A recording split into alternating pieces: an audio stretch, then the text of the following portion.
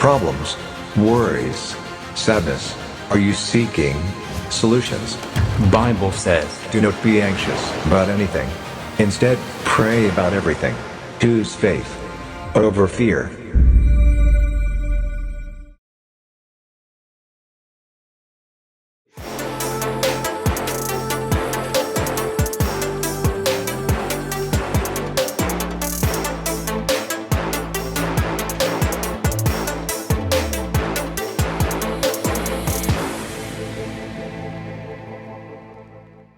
Many children look up at the sky and wonder what it would be like to go to space. And our guest today on G2G actually went there. His name is Dr. Tom Jones, and he went on 4 separate shuttle missions with NASA and spent 53 days in space. And one of those missions was actually able to bring the Eucharist with him.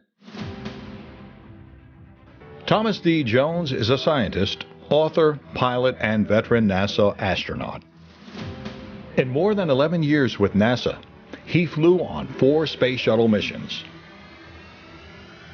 On his first mission in 1994, 3 of the 6 astronauts on board were Catholics. Himself, Sidney Gutierrez, and Kevin Chilton, extraordinary minister of Holy Communion. On a Sunday after Easter, they found time to celebrate a 10-minute communion service floating weightless on the flight deck of the Space Shuttle Endeavour, 125 miles above the Pacific Ocean.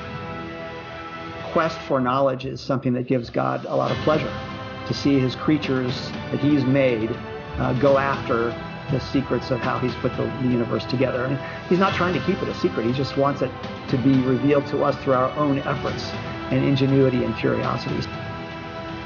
On his last flight, Thomas D. Jones led 3 spacewalks to install the centerpiece of the International Space Station, the American Destiny Laboratory.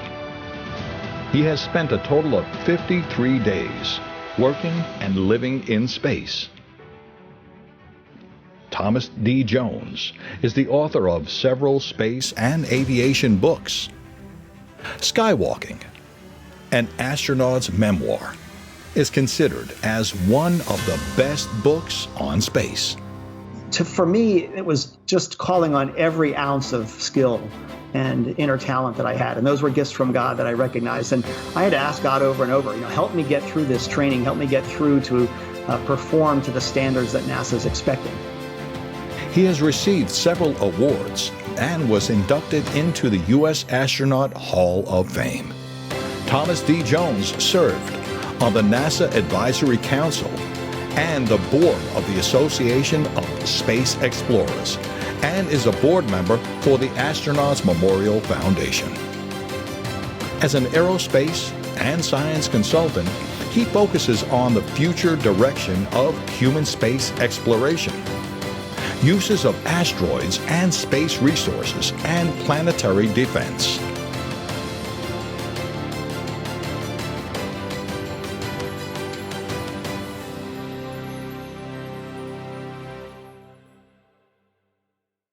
Dr. Jones, welcome to G2G. Well, thank you, Pete. Good to be with you today. No, we're delighted to have you. Let's get right into it. 53 days in space. That's incredible. That has to change a man. I'd love for you to just share a little bit about what that experience was like to be up there looking down on Earth and to see the stars and all that. And especially, how did that impact your faith in Jesus? To realize my professional dream of flying in space was all that any flyer, any astronaut would hope for. I mean, I waited almost 30 years to get into space. So getting there physically on my first flight, that was the realization of a childhood dream. But it was also a chance to think about why I was there. And so, the perspective I had once I got into orbit was of this immense view of the cosmos, a view of our home planet in all of its lovely variety. And that was such an emotionally surprising experience, to see the beauty of the cosmos, the universe, and our home planet. That was really breathtaking. And I just couldn't help but thanking God for the chance to actually be there. The reason I was physically there and had survived the trip from Florida and the launch pad to orbit was because of God's grace and help. You have an incredibly decorated NASA and military career. Is that something that the Lord put in you to help you persevere and achieve what you did? Or what do you attribute that success to? I don't know if he really had a plan for me from a young age, but I was going to Catholic elementary school in Baltimore, Maryland, Our Lady of Mount Carmel Parish. I was 10 years old when I was watching the space race unfold around me. We were racing the Soviet Union to the moon to see who was first to put a person on the surface of the moon successfully and return them safely. So that was our national goal, and the Russians were certainly competing with us. And I watched the excitement of all the adults, my teachers in school, about this. They would stop class and roll a television set into the classroom. That sounds normal today, but back then it was very rare to have a TV in the classroom to watch the launch or the splashdown of one of our Gemini or Mercury missions. So I was caught up in that excitement, and it just finally turned out that I got the encouragement from my teachers, from my parents, that the space aspiration of mine was something worthy to pursue. They thought it was important for the country, and they thought, hey, if this kid wants to dream about going to the stars someday, then I'm not going to be the one to discourage him. So I got a lot of encouragement and said, if you work hard, 20, 25 years from now, you might live out this dream. So it was really the culmination of that encouragement and watching the space race unfold that got me started. I wanted to be part of pushing back the frontiers of knowledge, and maybe to walk on the moon, maybe to be the first to explore Mars one day. You said earlier that you had this dream of being an astronaut since you were a little boy, and yet it took 30 professional years before that dream was realized. Did you have any times of discouragement or frustration, or times when you felt like maybe this isn't going to happen? Or did you feel pretty convicted that, no, Tom Jones is going to space and this is going to happen? I had a lot of conversations with God along the way. Why aren't you letting me succeed fast enough to make it to my goal? I had a lot of discouragements along the way. I almost didn't make it into the Air Force Academy because of a medical problem with allergies. And, I got through that, got to go to the school I thought would start me on my way to being a test pilot someday. I finished my degree at the Air Force Academy, and I was fortunate enough to finally get medically qualified for pilot training. And then I finished a year of pilot training, wanting to be a fighter pilot so I could be a test pilot. That's who NASA was hiring to be an astronaut in those days of the late 60s, early 70s. And, NASA was looking for qualified test pilots. And I got assigned to bombers by the Air Force. And that was terrible to me, because everybody knows that a bomber pilot flying a big old slow lumbering bomber, a B-52, was not going to be the top of the pyramid in terms of test piloting. So I was really destroyed by that decision by the Air Force. But, it turns out that, where one door shuts, another one opens. And so instead of becoming a test pilot, I learned about commanding a B-52 crew, learning how to be a follower and then a leader on my bomber crew. And that was great training with 5 other crew members aboard the ship. That was great training for what I would do on the space shuttle later on. So, God just closed off one door. I was tremendously disappointed, but he gave me another opportunity to learn and then to excel. And so later, I thought that my test piloting dreams were dashed, but I had a chance to qualify for the space shuttle eventually as a mission specialist, a scientist. And so I went back to graduate school and got my education in planetary science. And again, that was something I didn't foresee 15 years earlier, but it was an avenue toward NASA and getting into the astronaut program that was shown to me, I think, with God's grace. So it was really one opportunity after another that I couldn't envision in advance, but that was made available to me by the Lord. So you found yourself in the astronaut program after, as you said, kind of a winding path. Now, did you find that maintaining your faith was difficult in this environment? Did you feel like God was with you? Did NASA support this type of belief, or was it a struggle? I think NASA doesn't really care about what you believe personally. They're worried about your performance. And so that's a big challenge. You're called upon as an astronaut trainee to learn everything there is in a fire hose fashion about the space shuttle and the space station that we eventually helped to build. And for me, it was just calling on every ounce of skill and inner talent that I had. And those were gifts from God that I recognized. And I had to ask God over and over, help me get through this training, help me get through to perform to the standards that NASA is expecting. And, how you get there and perform is not NASA's concern. They just want you to perform. And so I knew a lot of people. There were about 120 astronauts in the astronaut corps when I got there. A lot of people were involved with their faith lives in a variety of churches around Houston. So I had a lot of colleagues who were involved in trusting in God to help them succeed. And I felt that I needed to call on God to get everything out of what he had given me. So for me, it was a big part of succeeding in the training. And then when you're called upon to actually go into space, to go there physically and come back safely, that's a prayer that has to be answered. Now, you said that NASA didn't really care, which I think is interesting. And yet, one of the things you're known for is you are one of the astronauts that brought the Eucharist to space. And for all of us who are believers, that is just so inspiring. It's so it's just even hard to fathom what that would be like. So if you could, Tom, just break open what that whole experience was like. What did your crew members think? What did your superiors think? What was going on in your heart? What was that experience of bringing the Eucharist to space? It was certainly amazing to us who participated. You want to bring your faith life with you into space. And so you can't go somewhere for, in this case, 11 days on my first mission and forget about everything having to do with your spiritual life. Part of the thing that helps you succeed on Earth is your faith. And so this is the same faith that I was counting on to help me succeed in space. Turned out that on my first flight aboard the Shuttle Endeavour in 1994, there were two other Catholic astronauts aboard the mission. And one of them was my fellow parishioner, another one went to an adjoining parish. And we got together in talking about our preparations for the mission and said, look, it would be wonderful to bring the Eucharist with us into space. And turns out Kevin Chilton, our pilot on the flight, was a Eucharistic minister and was able to bring the Holy Sacrament of the Eucharist with us. And he got permission to do that.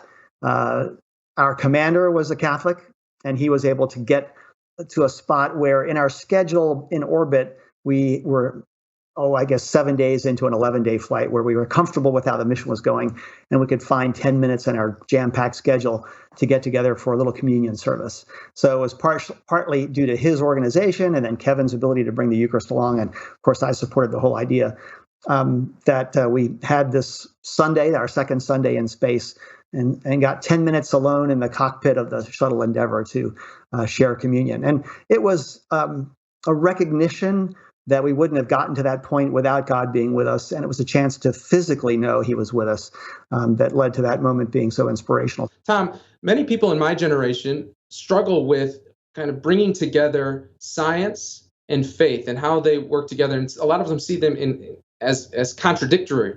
You are somebody who embodies, you're a scientist who believes. Now, in that process of pursuing science and also your faith, have you ever found it difficult to bring the two together, or a pathway forward for how they work together? Could you just speak to the relationship between science and faith? I think throughout my professional career, I've known many scientists who are spiritual, and they have their own faith practices. I've known a few Catholic scientists, of course, along the way. In my church right here in Northern Virginia, in Reston, Virginia, there are professionals, engineers, scientists who I know who are, strong Catholics, and they believe in creation, in the biblical inspiration of how we understand the universe. And I think most of us have some spiritual elements in our lives. I've known a lot of astronauts that I flew with, about 20, and maybe they're not all formally religious, but they were all moved by the spiritual experience. So I have found that most people are open to what the universe, the world around us, nature shows us in terms of how we understand creation. And I think scientists are so curious as part of their professional training that they're curious about what the nature of the universe is and what we can learn about it. And to me, that is a sign that science and spirituality go hand in hand. To me, our curiosity, our interest in nature and how it functions, how the universe is put together, how it was created, that's a curiosity that's given to us because we're made in the likeness of God. And that's a part of his personality, if you will, and he's imparted that to us. And so I think this search for the truth about the natural world, the universe, is a part of our innate nature as human beings. And I think that quest for knowledge is something that gives God a lot of pleasure, to see his creatures that he's made go after the secrets of how he's put the universe together. And he's not trying to keep it a secret. He just wants it to be revealed to us through our own efforts and ingenuity and curiosity. So to me, there's not a lot of conflict between science and nature and spirituality. I think that people who try to separate separated or trying to split human beings into some kind of a rational half and a spiritual half. And of course, we're one person. We're one human being where that formula is mixed together, and those natures can't be separated. So to me, it's quite natural to be a scientist and to have faith. When you were on your space missions, you were accomplishing, in many ways, the epitome of human achievement. And yet, as you yourself said, you were looking down on this little marble in the vastness of the cosmos. So you're doing something so great, and yet you're encountering something so much greater, the magnitude and the glory and the majesty of all of God's creation. Can you speak to what that felt like to have been accomplishing so much and yet still recognizing your own smallness compared to God? To me, it's all crystallized on my last mission. I was up at the space station, and I was doing 3 spacewalks to help build the space station and install this U.S. science lab called Destiny. And near the end of my last spacewalk up there, I was out on the very front end of the space station, and I had a few minutes to hang out. And I was ahead of schedule, so NASA let me look around for about 5 minutes out there. And so I was just able to hold on to the front of the space station with my fingertips and just rotate around in my spacesuit and look at my surroundings out there. And, I looked down, and there was 220 miles straight down to the blue Pacific Ocean past my boots. And I was floating there looking out to the horizon 1,000 miles away. And then the endless black sky up above my head with the golden solar panels of the space station about 100 feet above me. And so it was this amazing view, so beautiful that it brought tears to my eyes. And I felt, here I am on this space station cruising around the world, and yet I'm this puny human being against this vast cosmos out there. And so, God pulled the curtain back a little bit for me and let me see that vastness in a personal way. And so that's where you feel, yes, you're very special because you're getting to see this view, but you're reminded of how insignificant you are in the vast universe that God has created out there. So it was being important and being humbled at the same time. And that was a gift from God. And it literally brought tears to my eyes with that experience, the privilege of seeing Earth in that perspective that so few humans have. And I'm glad that I got to share that view with you. And I hope that a lot of other people will get to see it personally. In the history of NASA, which is incredibly successful, but also has moments of tragedy, there's very real danger that comes from entering into this shuttle and launching off the Earth and re-entry and all that comes with it. And so there had to have been very real fear. What was it like to deal with that fear? Did you experience it? And how was the Lord with you in that process? I think that we're trained so well, and I'd been flying. By the first time I went to space, I had been flying airplanes for 20 years. So, you've got enough experience under your belt that you're comfortable being inside a machine as complex as the space shuttle. And you've gotten training to understand how it all works when it's put together correctly. If you let fear come into the equation on the launch pad, you're not going to be able to function well as a professional and as a crew member, and you don't want to let your teammates down. So I had to put all that fear aside, that anxiety, that apprehension, and just let that be something that God would take care of. You trust your fellow NASA employees, all the technicians who assembled the rocket and got it ready to go. You trust them to have done their jobs correctly, and you lay that worry on their shoulders. And then you can focus then on the job that you're going to have to do to be part of this team. So I'd say I was not fearful about the launch. I was certainly saying prayers while I was on the launch pad, but I was more apprehensive about whether I would be able to perform to the level of skill and professionalism that people expected of me. So I was praying for me to be able to do a good job with the talents and skills that I've been given. So, you just say, let me get the most out of what you've given me, Lord, and then you'll take care of the rest. There's a lot of confusion in the world right now. There's a lot of darkness. There's a lot of suffering. But when you look at the world, either from that very unique vantage point that you had in the shuttle, or now in your current state of life, what's giving you hope? I think what inspires me is that, we've been given very curious minds by God. In creating us, we've got this innate curiosity. And that's made us problem solvers and explorers. And so even with all the challenges that we are beset by today, whether it's a pandemic or whether it's the threat of war or feeding 7 billion people around the world. We've got the skills that we've been given, and we're called to put them to good use to solve these problems. There is a vast universe out there. It challenges us.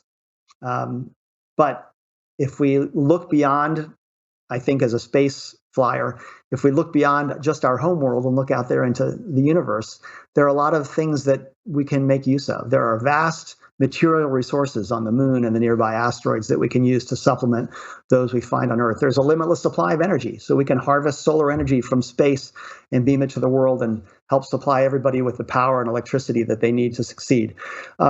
We've got the ability to ward off rogue asteroids because we've got space skills and the minds to develop a way to defend our planet. So we don't have to go the way of the dinosaurs if we use the skills that we've acquired and we put ourselves to the task.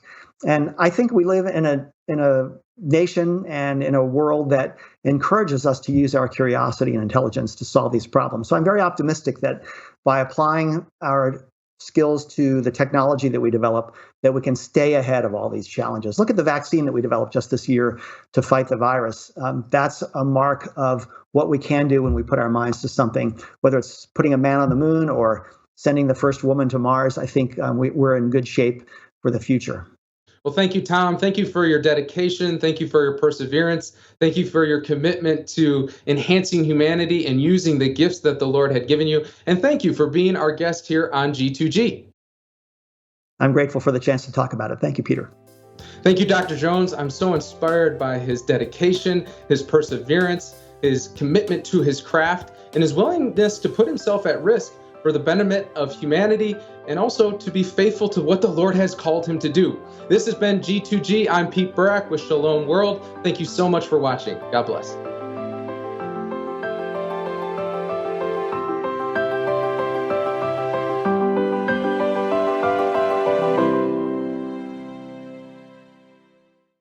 To all of the viewers of Shalom TV throughout the world, I want to encourage you not only to support this amazing media apostolate, but to spread the word to others. We all know how the internet and mass media are polluting the world with the poison of pornography and so much other forms of materialism. This is the source of eternal life, the gospel, and Shalom TV is consecrated to spreading the word of Christ. Thank you.